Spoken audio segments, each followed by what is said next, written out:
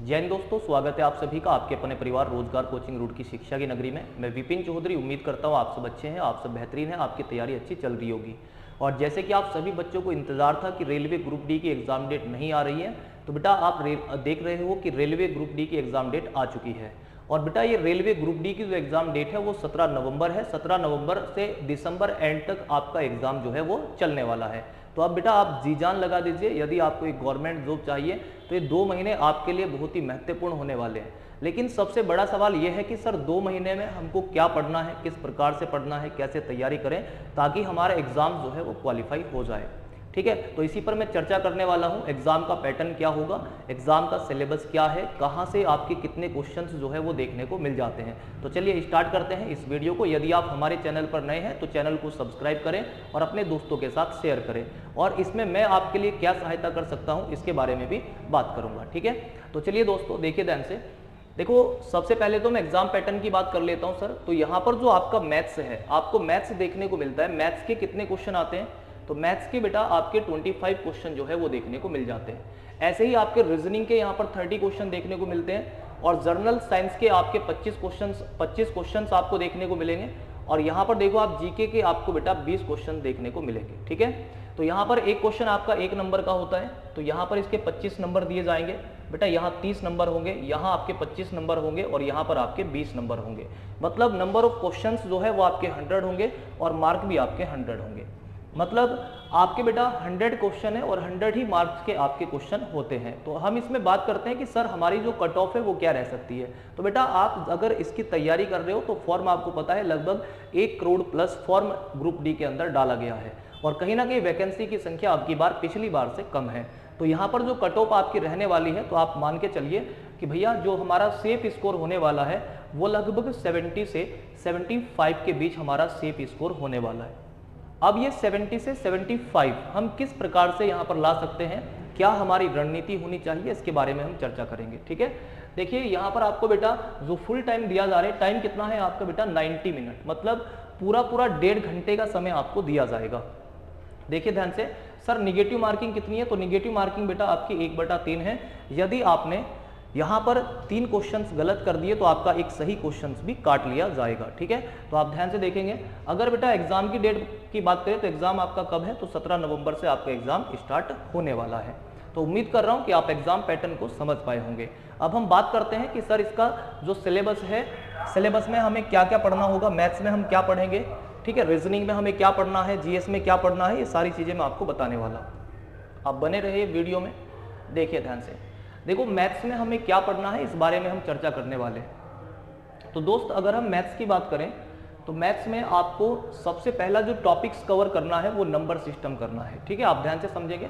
Number system से आपके कितने क्वेश्चन देखने को मिल जाएंगे, तो लगभग 1 से 2 क्वेश्चन। भाई 1 से 2 क्वेश्चन आपका नंबर सिस्टम का होगा। नेक्स्ट हम बात कर लेते हैं सर डेसिमल फ्रैक्शन। आपका टॉपिक नंबर 2 हो गया डेसिमल फ्रैक्शन, यहाँ से आपके 2 क्वेश्चन देखने को मिलेंगे। नेक्स्ट हम बात कर लेते हैं एलसीएम एंड एचसीएफ। तो एलसीएम एचसीएफ से आपके 1 से 2 क्वेश्चन देखने को मिलेगा। नेक्स्ट बेटा बात कर लेते हैं रेशो एंड प्रोपोर्शन, तो यहाँ से भी आपका 1 से 2 क्वेश्चन होगा। और नेक्स्ट हम बात करें सिंप्लीफिकेशन, ठीक है, तो यहाँ से आपका भी 2 से 3 सवाल जो है वो देखने को मिल सकते हैं। तो यहाँ पर कौन से टॉपिक से कितने क्वेश्चन आपके एग्जाम में आएंगे वो सारी चीजें मैं आपको बता रहा हूँ। ठीक है, आप देखिए ध्यान से।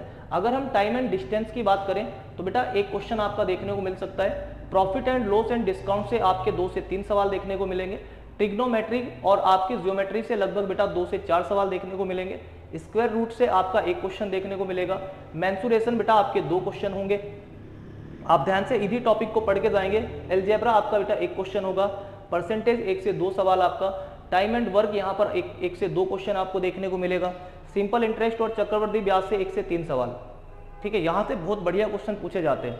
आपका जो यहाँ पर स्टैटिक्स है तो यहाँ से बेटा आपका 1 क्वेश्चन जरूर देखने को मिल सकता है। एज कैलकुलेशन से 1 से 2 क्वेश्चन और पाइप एंड सिस्टम से आपका 1 से 2 सवाल, सॉरी 0-1 मतलब 1 क्वेश्चन आ सकता है।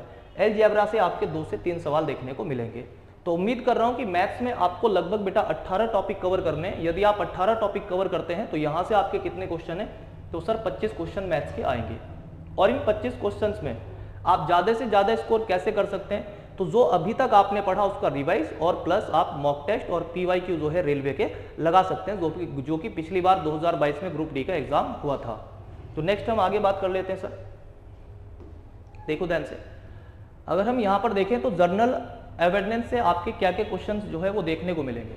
तो यहाँ पर आपका जो ज्योग्राफी है, ज्योग्राफी से कितने क्वेश्चन आएंगे आपके, तो हम यहाँ से बात कर लेते हैं। ज्योग्राफी से सर आपके 2 से 3 सवाल आएंगे। अगर आप देखो यहाँ पर पॉलिटी से आपके 2 से 3 क्वेश्चन देखने को मिलेंगे, हिस्ट्री से आपके 3 से 4 सवाल, इकोनॉमिक्स से आपके 1 से 2 सवाल, और यहाँ पर आपका बेटा स्टैटिक जीके से 3 से 5 सवाल देखने को मिलेंगे, और करंट अफेयर्स के आपके 5 से 7 क्वेश्चन देखने को मिलेंगे। तो जनरल अवेयरनेस के आपके कितने क्वेश्चन होंगे, तो सर लगभग आपके 20 क्वेश्चन जो है वो देखने को मिल रहे होंगे। मतलब आपको ये वाले जो सब्जेक्ट है बेहतर तरीके से इनका रिवीजन करना है। तैयारी तो आप पहले से कर चुके होंगे, काफ़ी समय हो गया इसके फॉर्म आए थे, ठीक है। तो नेक्स्ट बात कर लेते हैं आगे। देखो दोस्त, अगर हम बात करें जर्नल साइंस, तो जर्नल साइंस आपको पता है ग्रुप डी में स्पेशल ही आपका दिया हुआ है। तो जर्नल साइंस से आपके कितने क्वेश्चन आएंगे, और ये पूरा का पूरा आपको 10th बेस होता है, जो NCERT की बुक होती है 10th की, आप उसको पढ़ लेंगे तो बहुत बेहतर तरीके से आप क्वालिफाई करके आ सकते हो, ठीक है। फिजिक्स आपके 8 से 9 सवाल, केमिस्ट्री आपके बेटा 8 से 9 सवाल, और बायोलॉजी भी 6 से 7 सवाल आपके देखने को मिलेंगे। तो यहाँ से कितने क्वेश्चन आ रहे हैं आपके, 25 क्वेश्चन। तो ये मैं आपको बता रहा हूँ कि आपको केवल 10th का NCERT जो है वो कवर करना होगा, ठीक है। आगे बढ़ते हैं, देखो ध्यान से। अगर हम यहाँ से देखें सर, हमारा एक सब्जेक्ट रह गया रीजनिंग। तो रीजनिंग में हम क्या पढ़ें, तो रीजनिंग में देखो आपको लगभग 18 टॉपिक कवर करने हैं। तो कौन कौन से टॉपिक है जो आपको कवर करने होंगे, इनके बारे में बात करता हूँ। तो एनालॉजी बेटा आपको पढ़ना है। एनालॉजी के आपके 3 से 4 सवाल हर शिफ्ट में देखने को मिल जाएंगे, 3 से 4 सवाल। नेक्स्ट हम बात कर लेते हैं नंबर एंड अल्फाबेटिकल सीरीज। तो यहाँ से आपके 3 से 4 क्वेश्चन देखने को मिलेंगे। कोडिंग एंड डिकोडिंग से आपके 2 से 3 सवाल देखने को मिलेंगे। मैथमेटिकल ऑपरेशन से आपके बेटा 2 से 3 सवाल देखने को मिलेंगे। इनइक्वालिटी से आपका 1 से 2 क्वेश्चन देखने को मिलेगा। देखो पिछली बार भी इनइक्वालिटी से क्वेश्चन जो है पूछे गए थे रेलवे ग्रुप डी के अंदर। तो यहाँ से 1 से 2 क्वेश्चन आपका देखने को मिलेगा। बढ़िया टॉपिक है, आप आराम से सीख जाओगे। इतना जो है हार्ड टॉपिक नहीं है जितना बच्चे समझते हैं, ठीक है। देखिए ध्यान से, अगर आप क्लासिफिकेशन देखोगे तो आपका 1 से 2 सवाल देखने को मिलेगा। ब्लड रिलेशन आपका 1 से 2 क्वेश्चन। सीलोग से आपका बेटा 2 से 3 सवाल, बहुत बढ़िया टॉपिक है। फिर आपका सीटिंग अरेंजमेंट की हम बात करें, 2 से 3 सवाल देखने को मिलते हैं। मिरर इमेज आपका क्वेश्चन आ भी सकता है और एक क्वेश्चन आ भी सकता है और नहीं भी आ सकता। वेन डायग्राम आपका 1 से 2 क्वेश्चन, और पजल भी आपका 1 से 2 क्वेश्चन देखने को मिलेगा। अगर हम बात करें डाटा सफिशिएंसी, तो डाटा सफिशिएंसी भी आपका बेटा 1 से 2 क्वेश्चन जो है वो देखने को मिल जाएगा। डायरेक्शन एंड डिसीजन मेकिंग आपके 1 से 2 क्वेश्चन होगा। डायरेक्शन एंड डिस्टेंस से 2 से 3 सवाल, बढ़िया टॉपिक है, आएंगे 2 से 3 सवाल, ठीक है। स्टेटमेंट एंड कंक्लूजन से आपके 3 क्वेश्चन आएंगे, और क्यूब एंड डाइस से आपका 1 क्वेश्चन आ सकता है, और बेटा आपका क्लॉक एंड कैलेंडर से 1 से 3 क्वेश्चन देखने को मिल सकते हैं। तो रीजनिंग के आपके कितने क्वेश्चन आएंगे, आप कहेंगे सर 30 क्वेश्चन रीजनिंग के आएंगे। तो 30 क्वेश्चन आपके 101% यहीं से देखने को मिलेंगे। इन 18 टॉपिक से बेटा आपके लगभग 30 क्वेश्चन एग्जाम में पूछे जाएंगे।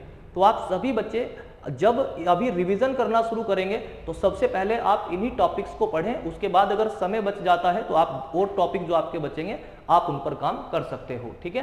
तो मैं आपके लिए क्या करने वाला हूं, इस बारे में मैं आपको बताने वाला हूं। देखो आप ध्यान से समझो। देखो मैं यहाँ पर रेलवे ग्रुप डी के लिए प्रैक्टिस सेट स्टार्ट कर रहा हूँ।